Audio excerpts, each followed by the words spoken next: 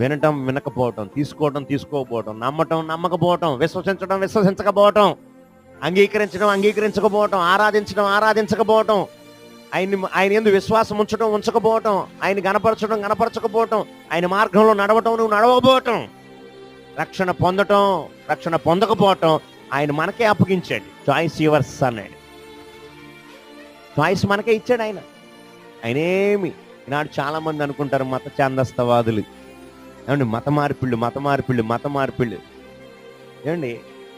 మతం అసలు క్రైస్తవ్యం అనేది మతమే కాదు. క్రైస్తవ్యం అనేది మతం కాదు, అది మార్గం, పరలోకానికి మార్గం. దీన్ని మతం మతం మతం మతం మతం పెద్దలు ఎప్పుడో చెప్పారు కదా, మన పూర్వీకులు పెద్దలు ఏమని, ఎరబ్బాయి కులం కూడిపెట్టదు, మతం మోక్షానికి తీసుకెళ్దరా అని మన పెద్దలు